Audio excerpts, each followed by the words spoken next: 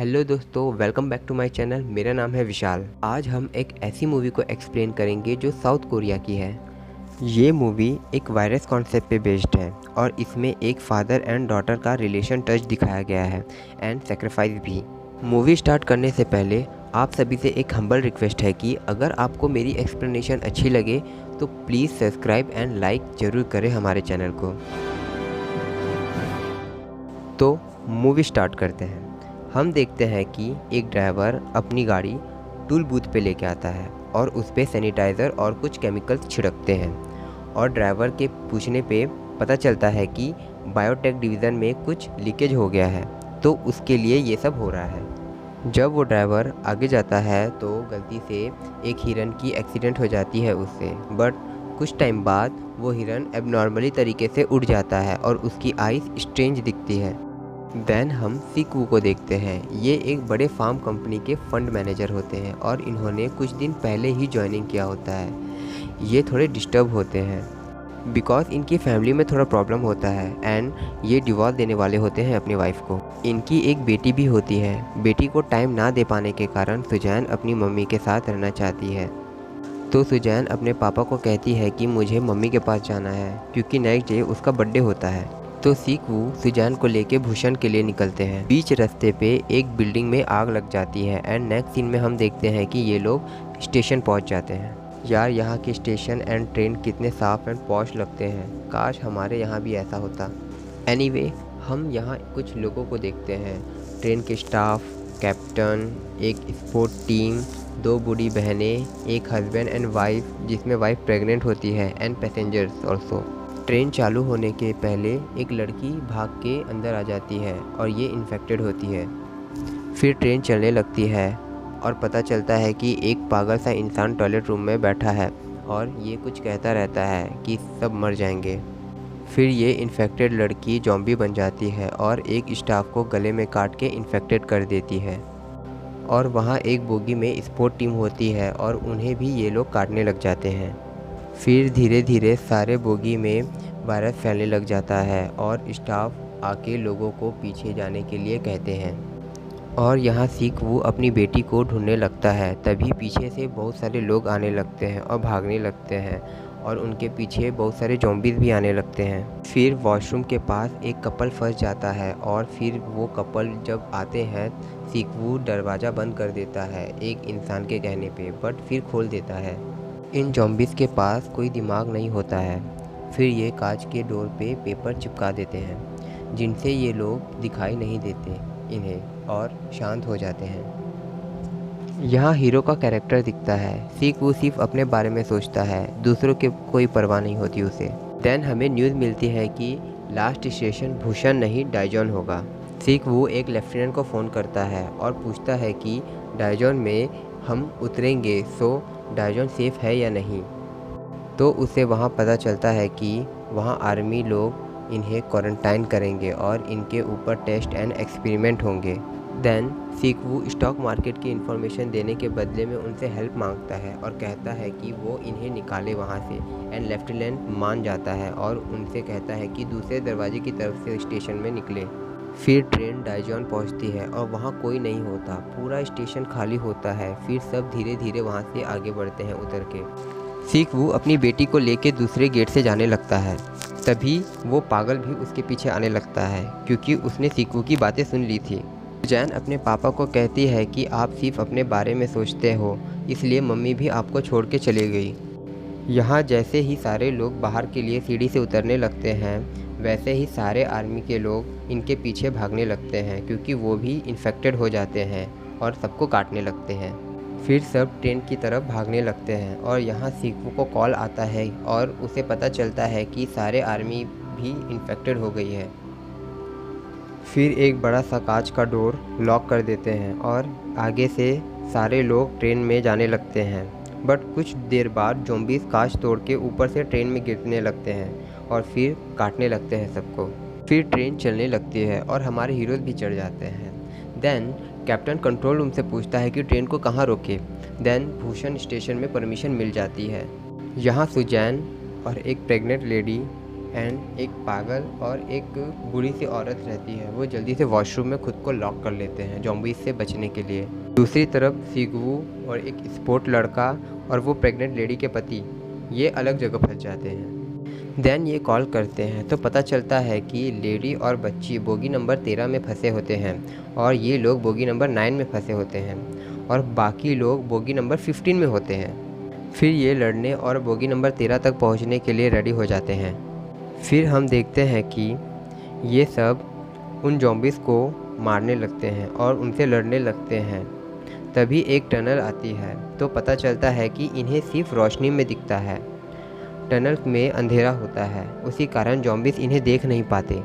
फिर वो सब बोगी नंबर 12 में आ जाते हैं। फिर ये लोग एक जगह रेस्ट करने लगते हैं। यहाँ एक ब्लू शर्ट वाला पर्सन कहता है कि तुम शायद अपनी बेटी को ज़्यादा टाइम नहीं दे पाते हो। जब वो बड़ी हो जाएगी तो तुम्हारी बातों को ज़रूर समझेगी कि तुम कितने मेहनत करते हो और तुम्हें भी ज़रूर समझेगी। बाप होने के नाते हमें ही सब करना पड़ता है और हमें कोई नहीं समझता। सारी कुर्बानी हमें ही देनी पड़ती है। ये सीन देख के आपको पता चल जाएगा कि पापा के लिए बच्चे क्या होते हैं। एनीवे आगे बढ़ते हैं और एक टीम स्पोर्ट वाली लड़की बताती है कि उसके दोस्त लोग आ रहे हैं कुछ लोगों को लेके, बट सारे लोग मना कर देते हैं उस बोगी में आने से। देन ये तीनों लड़के लोग कैसे भी करके अपने बीवी और बच्चों के पास पहुंच जाते हैं। फिर ये बोगी नंबर 13 से निकलते हैं और बोगी नंबर 14 में बहुत सारे ज़ॉम्बीज़ होते हैं। देन हम देखते हैं कि टनल के कारण यहाँ अंधेरा हो जाता है और ये लोग वहाँ से बचते हुए निकल जाते हैं। लेकिन टनल जल्दी ख़त्म हो जाती है जिससे ज़ॉम्बीज़ इन्हें देख लेते हैं और फिर इनके पीछे भागने लगते हैं। बट लकीली सब दूसरे बोगी में आ जाते हैं। बट डोर बंद करते हुए ज़ॉम्बीज़ अपना हाथ बीच में डाल देते हैं जिसकी वजह से डोर बंद नहीं होता। और यहाँ दूसरी तरफ बोगी नंबर 15 के लोग दरवाज़ा ही ओपन नहीं करते हैं जानबूझ के। उन्हें पता होता है कि बहुत सारे लोग हैं वहाँ पे, फिर भी इन लोग ओपन नहीं करते हैं। इन लोगों को बस अपनी फ़िक्र होती है, दूसरों की नहीं। और यहाँ डोर बंद करने के चक्कर में एक ब्लू शर्ट वाले के हाथ में ज़ॉम्बी काट देता है। फिर यहाँ दूसरा दरवाज़ा तोड़ के ये लोग बोगी नंबर 15 में आ जाते हैं। बट ब्लू शर्ट वाला ज़ॉम्बीज़ की तरफ से दरवाज़ा बंद करके रखता है और इन्हें कहता है कि आप सब यहाँ से चले जाइए और गेट बंद कर देते हैं। ऐसे ही ये सब बोगी नंबर 15 में आते हैं। एक आदमी कहता है कि ये सब इन्फेक्टेड है और इन्हें बाहर जाने को बोलते हैं। ये लोग बोलते हैं कि नेक्स्ट बोगी में आप सब चले जाइए, आप लोग यहाँ मत रहिए करके। और यहाँ ये सब नेक्स्ट बोगी में चले जाते हैं।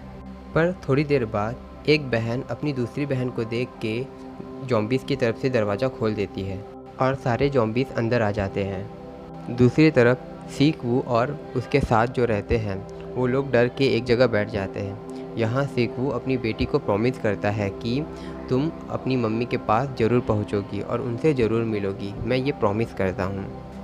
फिर किम का कॉल आता है और पता चलता है कि भूषण में आर्मी ने सारी सिचुएशन हैंडल कर ली है। फिर किम बताता है कि वायरस बायोटेक से फैला है और ये कंपनी के सारे शेयर हीरो ने बेच दिए थे। और नेक्स्ट सीन में हम देखते हैं कि पटरी ब्लॉक हो जाती है तो दूसरे ट्रेन को तैयार किया जाता है भूषण जाने के लिए। फिर लेफ़्ट साइड में एक लास्ट ट्रैक पे एक ट्रेन को लाया जाता है और सभी नीचे उतर के उधर जाने लगते हैं। बट उस टाइम पर एक दूसरी ट्रेन आके इनके ट्रेन को टक्कर देती है। फिर सीकवू बेहोश हो जाता है और देखते हैं कि ये सब एक ट्रेन के नीचे फंसे होते हैं। बट एनी हाउ इन लोग सब वहाँ से निकलते हैं और पीछे भागते हैं इनके ज़ॉम्बीज़। वहाँ के सारे ज़ॉम्बीज़ इन्हीं लोग के पीछे भागने लगते हैं। फिर वहाँ से एक ट्रेन का इंजन जाते रहता है और ये सब उस इंजन पे चढ़ जाते हैं। बट उस ट्रेन के इंजन को ज़ॉम्बीज़ भी पकड़ लेते हैं और एक ज़ॉम्बीज़ के पीछे ढेर सारे ज़ॉम्बीज़ की लाइन लग जाती है। बट सीकवू ज़ॉम्बीज़ के हाथों को अपने लातों से मार के उनका हाथ छुड़ा देता है ट्रेन से। देन हम देखते हैं कि ट्रेन के ड्राइवर की सीट पे एक इंसान बैठा रहता है बट वो इन्फेक्टेड रहता है। वो इंसान इन्हें कहता है कि मुझे प्लीज़ मेरे घर पहुंचा दो, मेरी बीवी बच्चों के पास। फिर वो इंसान ज़ॉम्बी बन जाता है और इन्हें काटने लगता है बट सीकवू उन्हें रोक लेता है। सीकवू उस ज़ॉम्बी को अपने बेटी से दूर ले जाता है लेकिन वो ज़ॉम्बी सीकवू को काट देता है। फिर सिकवू उस ज़ॉम्बी को मार के नीचे फेंक देता है। फिर सिकवू को पता चलता है कि वो इन्फेक्टेड हो गया है और यहाँ सिकवू को पता चलता है कि उसके पास बहुत कम वक्त है। सिकवू इन दोनों को ट्रेन के इंस्ट्रक्शन बताता है और वहाँ से बाहर आ जाता है और यहाँ फादर एंड डॉटर के बीच में थोड़ा इमोशनल टच दिखाया जाता है। यहाँ सुजान को पता चल जाता है कि उसके पापा उससे बहुत ज़्यादा प्यार करते हैं। फिर सिकवू गेट बंद करके वहाँ से बाहर आ जाता है। फिर वो बाहर आके बहुत रोता है बेचारा और अपने बेटी के पलों को याद करता है जब वो पैदा हुई थी। ये सीन देखते हुए आप सभी को बहुत बुरा लगेगा। दैन हम नेक्स्ट सीन में देखते हैं कि सिकवू खड़े खड़े ट्रेन से नीचे गिर जाता है और उसकी बेटी उसे देख के बहुत रोती है। दैन हम देखते हैं कि ट्रेन टनल के पास पहुंचती है और आगे का रास्ता बंद होता है। फिर ये दोनों टनल के अंदर जाने लगते हैं उतर के। टनल के दूसरे ओर से आर्मी वाले लोग इन्हें देखते रहते हैं। आर्मी के लोग अपने कमांडर को बताते हैं कि यहाँ एक लड़की और उसके साथ एक छोटी सी बच्ची है। इन्हें ऑर्डर मिलता है कि अगर वो इन्फेक्टेड हैं तो इन्हें मार दिया जाए। फिर ये छोटी सी बच्ची अपने पापा के लिए गाना गाती है और उस गाने से आर्मी ऑफिसर को पता चल जाता है कि ये इन्फेक्टेड नहीं है। देन सारे लोग इन्हें रेस्क्यू करने के लिए आ जाते हैं। फिर यहाँ मूवी एंड हो जाती है। उम्मीद है कि ये फिल्म आपको अच्छी लगी होगी। प्लीज़ आप कमेंट करके मुझे ज़रूर बताएं एंड प्लीज़ लाइक और सब्सक्राइब ज़रूर कीजिए। इससे हमें मोटिवेशन मिलती है न्यू वीडियो बनाने के लिए। So thank you so much everyone. मिलते हैं नेक्स्ट वीडियो में।